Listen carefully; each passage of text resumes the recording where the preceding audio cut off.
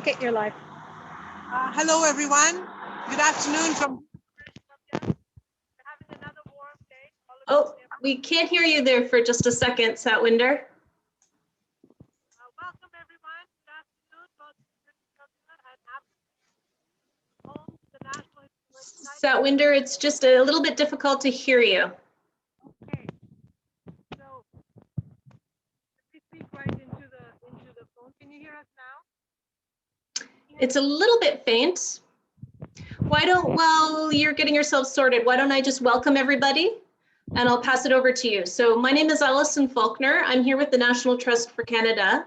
I'm grateful today to be here on the traditional unceded territory of the Algonquin Anishinaabe Nation and to be joined by friends who are getting their technology ready in Abbotsford, British Columbia, of the Gur Sikh Temple and Sikh Heritage Museum. They're going to tell you all about this very special place, so I won't spend too long, but just to tell you that it was a 2020 Ecclesiastical Cornerstone Awards winner and a very active participant in Canada's Historic Places Day. And I am here with Satwinder and Sharn, my friends at the Sikh Temple. And I just want to do a couple of housekeeping things to let you know we'll be here for about 45 minutes. This session will be taped and then shared on the National Trust for Canada's YouTube channel and broadcast live on Facebook. You can log your questions in the chat box or in Q&A, and I'll try to throw them over to Satwinder and Sharn as we go. I hope that you are watching on social media and that you've checked us out on historicplacesday.ca. Events continue through the month of July, and there's contests and opportunities to win cash prizes as well as Via Rail vouchers and other prizes throughout the month. So we're very excited to be here today with Satwinder and Sharn at Gur Sikh Temple. And I'll throw it over to you, Satwinder and Sharn, and let's test your audio and see if we can hear you. Okay. Hi, Alison. Can you hear us now? We can hear you perfectly. I'm going to turn my video off and I'll pass it over to you to get started. Okay. Thank you, Alison, and thank you, Sonia, and thank you, the National Trust, for having us with everybody here today. Good afternoon. Welcome to beautiful British Columbia and to Abbotsford, BC. Another warm day, but you see there's a breeze. We are pretty happy to be here. And we are acknowledging that we live and work on the Stolo territory, the people of the river. The Fraser River is an important artery in our town, and we give them thanks for allowing us as uninvited guests on this land to take from it as we please. So we want to appreciate that the National Historic Site is located on the territory of the Stolo people. So the Gurdwara is really 7 years old building, and you can see the facade of the Gurdwara from the side. We are very proud of this site. It's the only living Gurdwara, standing Gurdwara, purpose-built Gurdwara in BC, or in that's still standing, and the oldest Gurdwara in the Western Hemisphere, and the only one that has a National Historic Designation site. So as a result, we are very proud that we have something of a living history in our town. Visitors come from all over the world to come and see what the site means and its significance. We have a warm welcome to everybody that comes here and some knowledge about etiquette, about what to do when you come in. So this is something for people who may not know what the Gurdwara is about, how to go in, what to do when they come here. So it's a bit of a welcoming sign. And we're going to go up the stairs to the main Gurdwara. As you can see, it's an old frontier style building. It's been refurbished to its original state. And everything here that you see, other than the lighting and some of the fixtures inside, everything is from the original building, which opened in 1911. It took them 4 years to open this Gurdwara and make it into a community space. So lots of history here.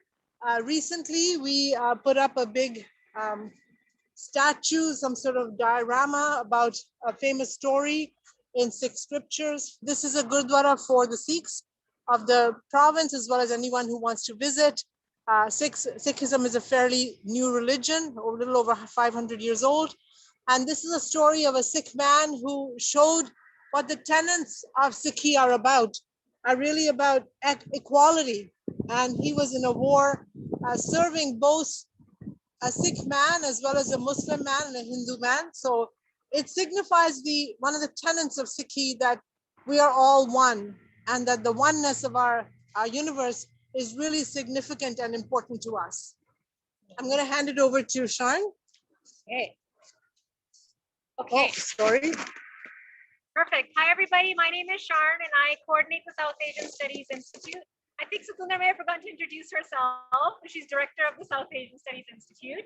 And we have the pleasure of getting to co-curate and co-manage the space. So I'm going to walk around and show you the significance of the Nishan Sahib. So Satunda is going to follow, and I'll explain what that is. Every Gurdwara in the world has a Nishan Sahib. Nishan means it's like a symbol or a physical marker that there is a Gurdwara right next to it. So I'm going to show you the original one. So just watch your steps. When this Gurdwara was built, the original one was erected in 1908, between 1908 and 1911. There's a lot of traffic here, so there might be a little bit of sound. That's the original one. The original marker was an 80-foot wooden pole.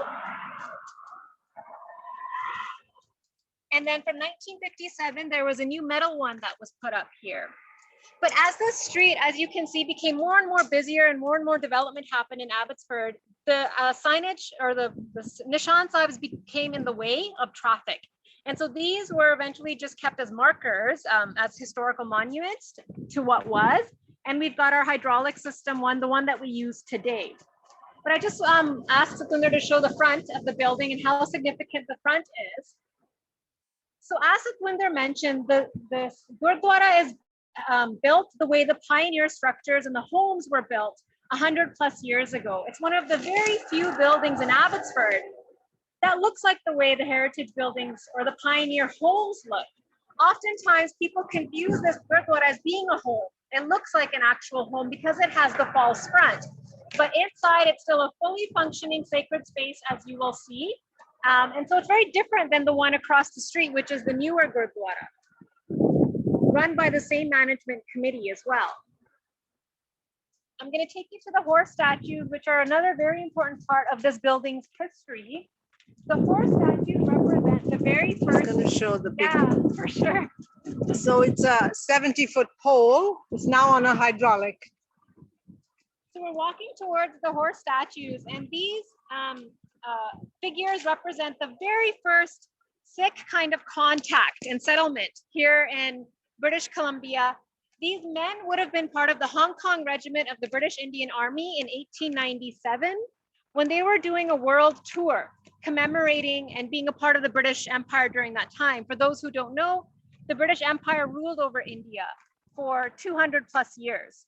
In 1897, these soldiers were a part of a world tour and they stopped on the shores of Vancouver Island. So imagine coming from Victoria and just stopping on the land. They saw the land. Oh, sorry, I've lost it. Oh, we lost your video there for a second. Are you good? Sharon? Oh, now we can see it again. Yep, we can see the one statue there. We can see both. Okay, we see you, Sharon. Okay, the joys of life. Yeah, okay. So these men stopped ashore, and at the same time there was push and pull factors where the Canadian government was trying to settle the land. And so they brought back stories in India saying there's possibilities to live and settle here. And that is what kind of began our migration and settlement story. The Census Canada data indicates that 1902 was really when the first Sikh settlers arrived and started living in British Columbia, though there are stories that there were settlers here in Golden, BC and other places as early as the 1880s, 1890s as well. So Satwinder will pan to the side of the building so you can see how big the Gurdwara and National Historic Site actually is, even though the front of it makes it look like it's much smaller. Maybe I'll turn it to you to talk about the Komagata. Sure, sure. Yeah. Go for it. Okay. Sorry about all the moving and shaking, but we're amateur videographers. So thank you for that, Sharon. We are very fortunate that while the Gurdwara is a functioning Gurdwara, we also take on the role of community curators. So Sean and I curate exhibits here every year. It's not part of our job so much, but part of our volunteer commitment to the community and to Abbotsford as a whole and to the National Historic Site. So in 1914, over 117 years ago, 107 years ago, sorry, men came from India to come and settle in Canada, and the ship that they were on, 376 men, were sent back without being allowed to stop in Canada. So many years later, we wanted to mark the site at this National Historic Site to show the history of that travel and to mark it as a permanent exhibit on the National Historic Site.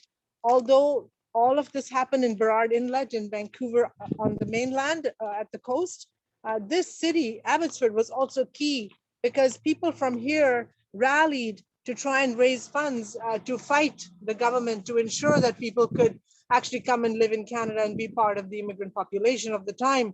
So this is a bilingual exhibit that we created as part of the Vancouver Maritime Museum's work in 2014 to mark the centenary of this dark moment in Canadian history. And we then recurated it a bit and added Punjabi to it to make sure that people who come here can understand some of the conversation and the stories that are going on. So you see this colonial effort of the colonies at the time to prevent people from coming here, people of color. And you might say right now, because of race revolution that's swirling around us, that this is a very important moment in Canadian history that needs to be aired and needs to be learned about. So part of our work was to raise awareness with people who don't know, but also to have a marker on this significant site to say that this happened. This was not just an event. It actually informed the next 100 years of our migration to Canada, and in fact also helped oust the British out of India, because out of this came a pro-national movement to rid India of a British rule. So it has a massive significance both for Canada and for India. So as a result, we really want to have a marker that people would come and visit without any inhibitions, but hopefully with bilingual signage that would allow them to know what this experience was about. So this is very new. We just installed it in April at Sikh Heritage Month. And at the same time, we're acknowledging through our words that this is located on the territory of the Stolo people, and that we must remember the difficult history that we have and not just the good parts, and celebrate the good parts of Canada. And it's apropos to talk about this, as you saw all the news about Canada Day and how people are saying you can't celebrate at this moment. You have to take time to reflect and have introspection. So this exhibit allows us to do some of that introspection as well. This sign is the only sign that we know of in Canada that is in English, French, and Punjabi. So this sign was established in 2007 when we got the Historic Sites designation. So it's put out by the Historic Sites and Monument Board of Canada, and it speaks to the immigrant experience of Sikhs in BC and about this Gurdwara. So I want to keep emphasizing that to have this designated by the Government of Canada is really, really significant, because the vagrancies of the time may have even produced a selling of this space. This is on prime Abbotsford land. It's in the middle of town on a hill, and it's very valuable. So we're just fortunate that the caretakers of this Gurdwara were thoughtful enough to go and create a National Historic Site request to the government, and that was granted in 2007. We have had 3 prime ministers that have come on this site. Prime Minister Jean Chrétien, who came in the original time in 2007 to designate it. We had Stephen Harper come out in 2011 when it became 100-year-old. And we had Prime Minister Trudeau come in 2017 to talk about the Komagata-Maru exhibit and Komagata-Maru incident and the apology, the federal apology. So we're going to take you inside into the museum. You'll see a fountain here. Every Gurdwara around the world generally has some sort of water feature around it. Sikhs believe that water has a cleansing property and that it's considered pure, and that if you really meditate around water or immerse yourself in water, that you can actually, if you do it truthfully and with intention, that you can actually rid yourself of your own bad karma. So in India, the Gurdwaras have a space where you clean your feet before you enter the sanctum. And of course, in Canada and a lot of countries, that sort of climate is just not possible. You wouldn't be able to step your feet in very cold weather conditions. So these fountains are often just symbolic, but offer a bit of reminder of the significance of water, as Satinder mentioned. And like Sean said, when you enter the Gurdwara, to clean not just your feet, but clean your mind of thoughts and actions that would be seen as detrimental. So the basement of what we call the ground floor is really used to be the langar hall. So it used to be the kitchen where a community communal meal was prepared every day, a vegetarian meal, and continues today. And it's in every Gurdwara around the world. And it's open to everyone and anyone. And so the downstairs used to be the langar hall, and the upstairs, first floor, is the Gurdwara, which continues to be the Gurdwara. So after the big Gurdwara was built across the street, this langar hall was dismantled, and partly because it didn't have environmental code. And now we have been fortunate that in 2011, we opened up the Sikh Heritage Museum. The Lieutenant Governor of BC came and officially opened the Sikh Heritage Museum, the first of its kind in British Columbia and in Canada. So 2011 was the opening of the museum. Okay, so we're going to be entering the Sikh Heritage Museum space now. So as Satinder mentioned, traditionally this used to be where the langar hall was prepared. I'll take my glasses off. We're going to go to the left-hand side, which is our main museum exhibit hall. This is where we often change up our exhibits. We began by doing 2 exhibits a year, and we've now changed that to 1 exhibit a year. And we figure it's a really great way to engage with our entire community and allow for people to have lots of time to see the kind of histories that we're going to showcase. The exhibit we had this year, which just launched in April, is the same one that you see outside, the permanent exhibit on the story of the Kamagata Maru, but are you okay to hold that? Yeah. Yeah. But it offers a little bit more detail and storytelling. So there's a lot more different stories that we weren't able to show on the outside as well. It is, of course, based on a partnership that we have with the Vancouver Maritime Museum. So the original content design, the wording was done based on the work of the Vancouver Maritime Museum, but we've added a lot of beautiful Punjabi translations, which will allow for accessibility in our community, a chance to be able to learn their own histories as well. So the space is where the community would have sat to have had their langar, vegetarian meal. In 2011, when the Gurdwara turned 100 years old, we realized that we wanted to create a legacy in this space. And the best way to do it was to create the museum like Satinder mentioned. And so it really is a space where we do tours. We've given tours to elementary schools, high schools, educators, community leaders. It's always open for people to come. The site itself is open 7 days a week from 9 a.m. to 4 p.m. And like I said, there's no fee to enter. Anybody is welcome in this space. So this story just highlights some of the history of our community. So for example, the money that you would have had to pay to come in the early 1900s. And as you can imagine, $100 in 1914, 1908 is an incredibly high amount for a community that wasn't able to necessarily have the funds. So they often sold their land back home in India to be able to just afford the fare to come to Canada. One particular panel, just harkening back to what Satinder was talking about and relating these stories back to the moment we are living in, is the story of White Canada Forever. I also think it's really important that we remind ourselves that these threads of histories are not one-off. They're not in isolation. They are part of a consistent frame and a consistent narrative that Canada has really built based on exclusion of many communities. Chinese, Japanese, South Asians, any racialized communities as well. And there really was a White Canada Forever message, including a bar song that would have been sung. And this panel highlights some of those important questions and movements around exclusion. How are we doing for time, Allison? Just want to make sure we have time to go upstairs. Yeah, we still have, we're 7:20, so we still have 25 more minutes. Okay, perfect. good. We're gonna go check out the other side of the langar space now, or the Sikh Heritage Museum. So is where I just want to triggered. maybe speak Yeah, to this, that please. this is the story that tells of generous countrymen who raised funds to help people from the Komagata-Maru land in Canada. And the people, some of those people were from here, from little old Abbotsford. And so this story really speaks to the people who raised the money. And here they are. These are the men. Questions. I love this heading about early activism, right? When we think of activism, activism has also evolved over the course of a century. And so activism isn't always protesting in the streets, which has its own value, but activism in terms of a community coming together to raise like $10,000 in 1914 for lawyers' fees, for example. That is a form of resistance to say, okay, we'll work within your judicial systems, but we're going to rally as a community. And that's what was done in 1914.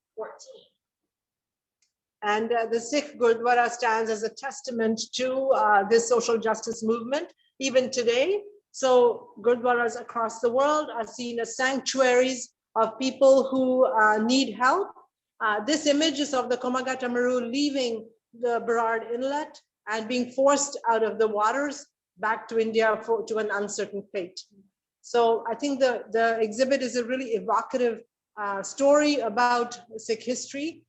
Part of the exhibit space that we have downstairs, we've created a little bit of a lecture room, and the lecture room is about legacy. So here we have some signage that really tells those Stalled here. important moments. Can you hear, Allison? It looks like it's stalling here. Yeah, we can hear you. Yep, we can hear you and see you. Perfect. So some of the signs in here are installed for permanency to bring those lightning moments to people's imagination and understanding. So the Legacy Hall is really a quiet space. We have lectures here, we have talks, we can do yoga here. We try and do education and awareness. So it's a more of a communal space. It's quite rare to have this in Gurdwaras. And of course, we want to promote education and awareness as much as possible to everybody that visits. And because the Gurdwara is open to everyone, not just to Sikh, it provides a little bit of understanding about how people came to Canada in the first instance. So this image is based similar to the story that I shared about the horse statues. So it's replicating the story of the first Sikhs who would have come as part of the Hong Kong Regiment in 1897. So it's one of those important moments of our community's history. And this panel looks at the first Gurdwara in British Columbia. So we call ourselves the oldest still standing Gurdwara in the entire Western Hemisphere, because this would have been the first in Vancouver, West 2nd Avenue. But very sadly, they tore down the building. So there is a monument or a plaque there that acknowledges this very first Gurdwara in British Columbia, but the building itself has been torn down. So we are the oldest still standing Sikh temple or Gurdwara in the entire Western Hemisphere. We fought for 40 years to get the vote. As you know, the vote was taken away from 1907 for Chinese, Japanese, and South Asian Canadians. As far as we know, the first South Asian to vote in 1947. It took 40 years for them to get the vote. This is one of my favorite images. Favorite seems weird saying that, but it's a powerful and evocative image based on the anti-Asian riots of 1907. And once again, right, when we look at the anti-Asian racism occurring, it's that historical thread. But what I love about this image is that it captures law, and there's a little Japanese Canadian girl whose family's business was ransacked by white laborers and white European settlers. And then we have a group of Sikhs standing on the side as well. And the story that we've actually been told based on the Nikkei National Museum here in BC, in Burnaby, is that this family, the Japanese Canadian family, the dad who owned the business was best friends with this Sikh man standing here. And so when the anti-Asian riots happened, he called on the Sikh man and his friends to help clean up. So I think it's a very powerful story that really showcases solidarity. Okay, Satwinder's going to lead the way upstairs as we close off the tour. As you're walking upstairs, a question for you both. The exhibit outside on the Komagata-Maru and then the inside exhibits that we're looking at, are they temporary, permanent? So the outside one, Allison, is permanent. Okay. And the inside one will be put down, taken down, I mean, probably around March, April of 2022. Okay. Yeah. Such important conversations you're sparking there. Oh, great. So Satwinder here is covering her head before she enters the Gurdwara. And when we go inside, she'll explain why it is. And she's also going to be removing her shoes. And we'll just explain some of the etiquette and some of the reasonings why we do this when entering the sacred space of the Gurdwara. Once again, it's very unique, our Sikh Heritage Museum and National Historic Site, because it really is kind of a blending of sacred space and innovation and history and heritage that allows for these things to happen all in once. I'm gonna also put mine on. So Sharn also has to put her scarf on, and we're going to enter the main Gurdwara. You see a man is in prayer. He's sitting at the Holy Scriptures. This is the original form. There has been nothing changed other than, like I said, the lighting. So Sharn is going to go and bow in front of the Scriptures. That's a traditional form of giving respect to the written word. For us, the written word is higher than anything else. There is no human, there is no person or any other edict that rises above the written word.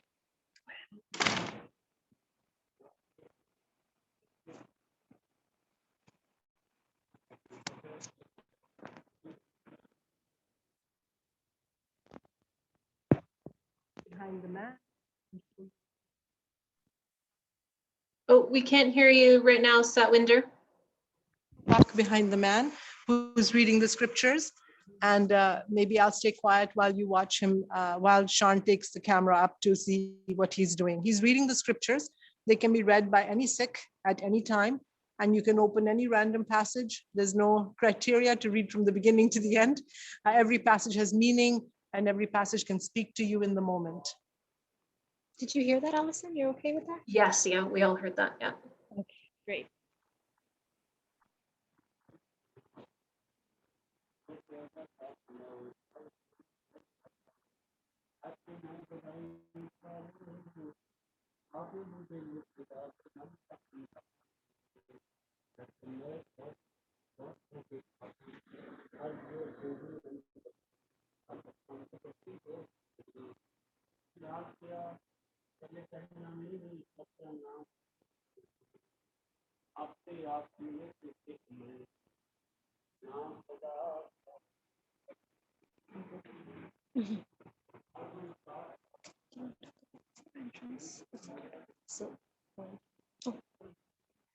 So every Gurdwara has 4 doors, and Sharn can show you there's an east, west, north, south door. And what they signify is that we allow every philosophy to enter the Gurdwara, and that our philosophy is a way of being rather than an ideology. It's a way of living as a learner. The word Sikh means to learn.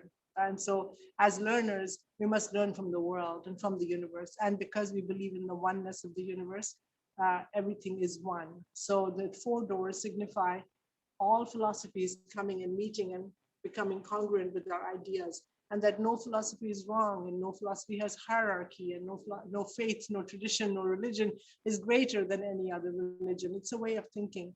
And the Scriptures themselves are really, they're not a history of Sikhism. They are a devotional hymn. They're written in poetry form by many, many men who were philosophers and thinkers of the time. And so the book itself, when you read it, allows you to live your life as a good human. And it's like a go-to book, a how-to book, how to be a good learner, how to be a good Sikh, how to live your life in a modern society, in the world as you see it.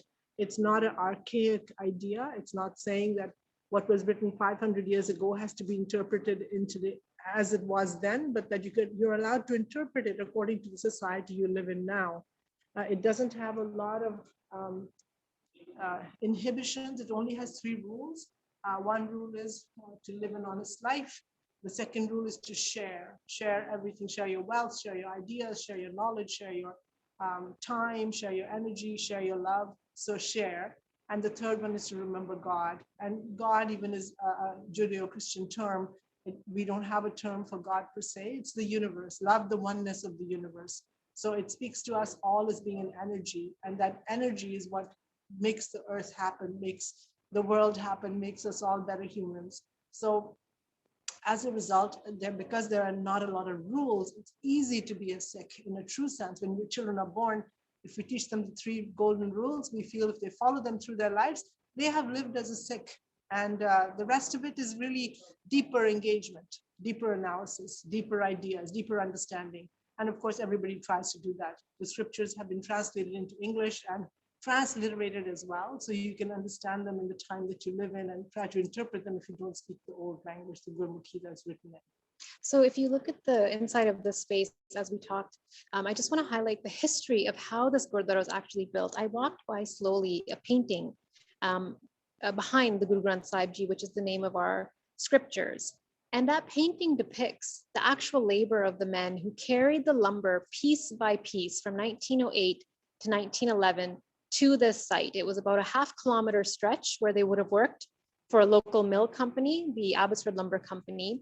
And it was that lumber that they carried piece by piece. So as I point to this lumber here, I just want us all to pause and reflect in that history and that kind of affective space that we are all in. It is the very same that it was 100 plus years ago, despite some of the innovations. So for example, the lighting and the painting and the carpeting, which would not have been here.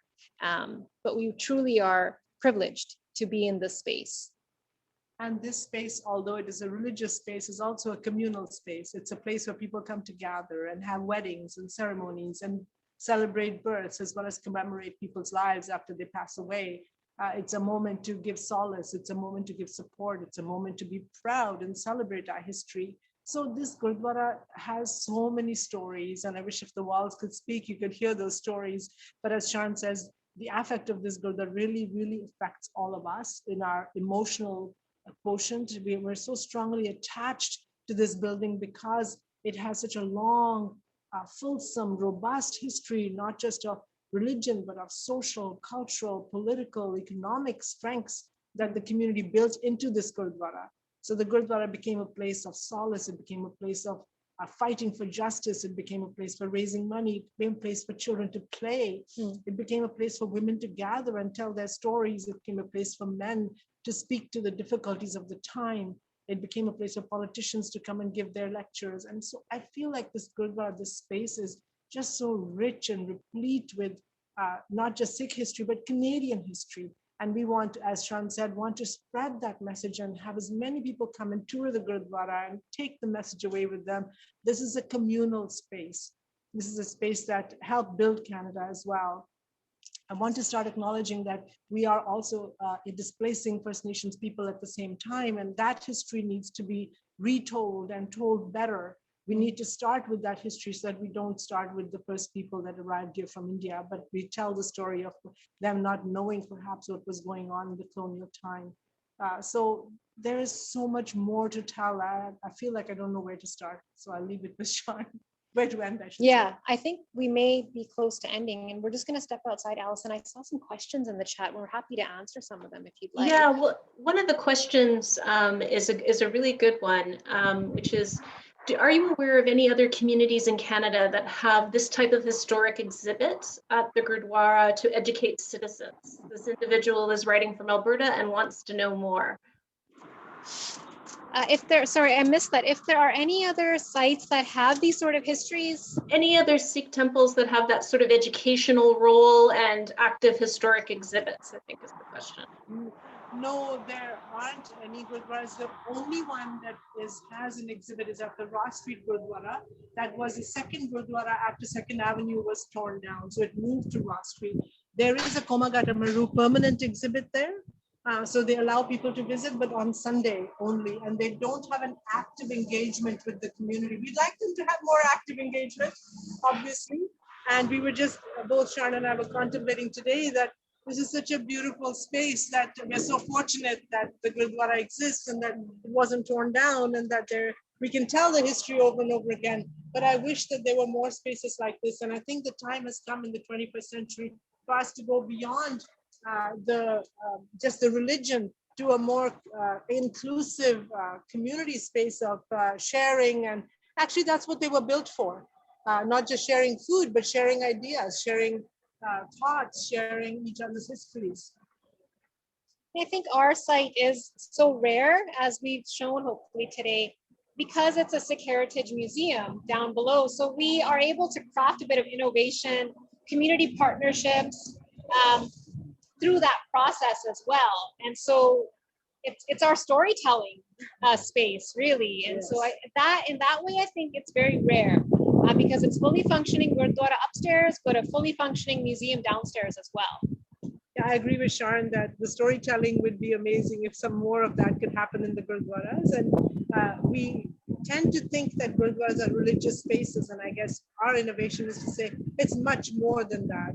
It's a symbol of Canadian living. It's a place of struggle. It's a place of celebration. It's a place of new births and new beginnings, but it's also a place of death and racism. And, you know, I wish we could do more. I think we have great maybe ambitions to do more in some of the Gurdwaras. Reconciliation now, right? Like I think Gurdwara is, through their radical history, even the idea of langar, if you think about it, it's a radical concept to have people sit together of all faiths, castes, social, economic background, gender, and eat in together. The same place. And cook together. Yeah. Cook in the same pot, eat from the same pot. Yeah. And there would be no differentiation made between kings or politicians. Like everybody had to sit in a communal space. So that itself is such an important marker of Sikhi.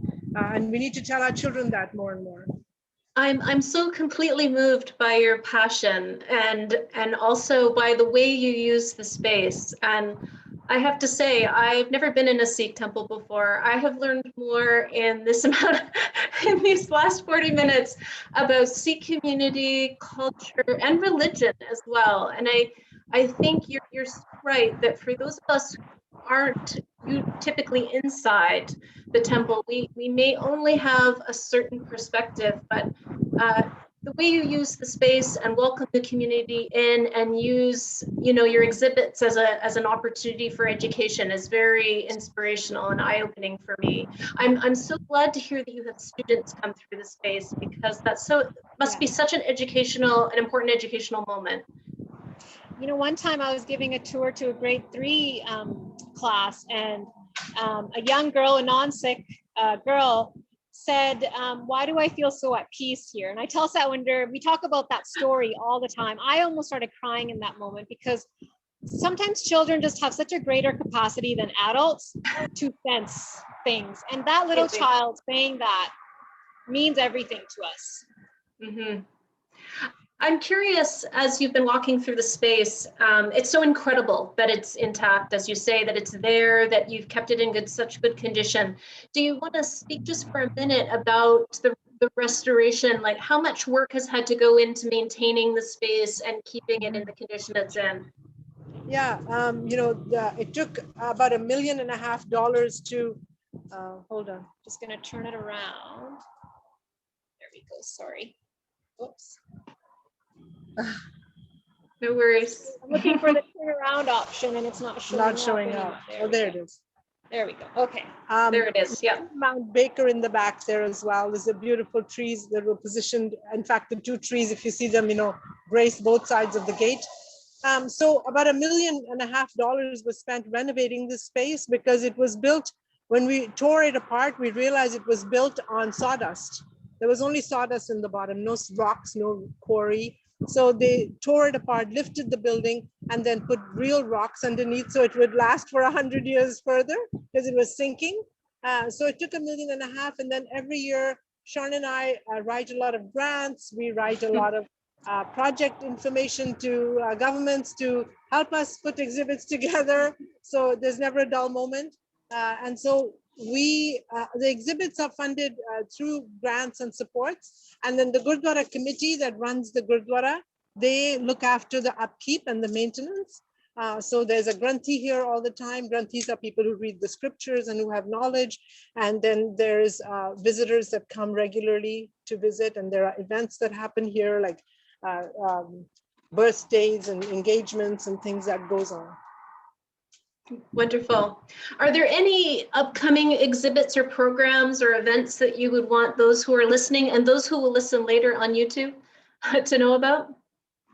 Well, COVID is just closing. So as a result, we can actually get our tours going again. If you have a group, we would love to have you come and visit. If you're an individual, we would love you to come and visit, call us. The website is called CanadianSikhHeritage.ca, and you can call us from the number in there or call us and she'll give you our number. And you can visit the site on your own. There's interpretive signs everywhere. We can come and give you a tour. We hope that with the Komagata Maru exhibit that in the fall, we will have a lecture series that people can come and give talks about the Komagata Maru. It still resonates with our community, and especially with the anti-Asian racism that's going on in BC right now and across Canada. It's a really relevant moment for us to discuss the past. So lectures are ongoing. We have guests who regularly come and visit, so we let them do a lecture. So there's always something going on. And we have a new exhibit called Oceans of Peace, which will be coming up in March, which will showcase a Gurdwara in New Westminster and how that was built and how the community rallied and brought it together. And Alison, I want to say also that the exhibits we curate sometimes push the envelopes of thought and critical thinking. And we even had a Sikh feminism exhibit. We thought we would get some pushback, but people were pretty open to listening. And we are also, as we develop these exhibits, really hoping to raise the ideas of heritage and the idea of restoration and the idea of history into our community's minds, because generally people don't have a lot of ideas about heritage. They kind of want to preserve buildings and monuments, but they don't really understand the idea of history and archives. So we want to raise the awareness around what does it mean to have a heritage? What does it look like? You know, what does the past mean? How does it signify the present? So we're kind of pushing the envelope for people's ideas and thoughts. And even in terms of like interracial solidarity building, I think something we're very proud of is we don't work in a silo. Most often, like one of our exhibits on the vote, which was in 2017, I believe, we partnered with 3 different community organizations to get their knowledge and their input on panels about other communities' histories. And I think that's really important because our solidarity with those who've also faced forms of oppression is such a powerful way to build that community and that resilience and that resistance to the racisms that we see today. And our goal now going forward is very much working on reconciliation and our relationship building with Saltamuk people, so Stolo people on these lands. And we don't mean that as a performative. It's something we take to our heart through relationship building first. We have to build the relationships before we move forward with doing anything else. And I think that's one of our dreams and hopes. I think we're out of time. No, we're okay. We have a minute, but I will say that there's a lovely comment here. Lots of thanks in the chat, but also a comment here. This individual saying, I especially appreciated learning about the 3 rules of your faith. What wonderful guidelines for all of us to live by. And then the individual goes on to say what I think is particularly poignant to what you're both saying right now, just about how important it is the discussions you're having about racism, the role you're taking on in terms of educating the public, tackling tough topics, and how important that is. So a nice comment here that I'll make sure I share with you afterwards as well. Thank you so much. Yeah, thank you. Well, and I was going to say thank you for sharing all that information about upcoming exhibits and programs. And people who are interested in learning more can find more information about the temple and the museum on the historicplacesday.ca website. You are one of the participating sites in this month-long program, so we're delighted to have you part of Historic Places Days, and so delighted that you did this today. So important. I'm really quite moved. I think everyone else who's listening in is as well. Thank you for sharing so much with us. The thank you is from us to you, Alison, for allowing us to be part of this historic moment. Thank you so much. Oh, our pleasure. And I certainly look forward to sharing this on YouTube and hoping that more people have the opportunity to hear your story. As you were saying, so particularly poignant. at this time in history right now, and a story of resilience and inclusiveness.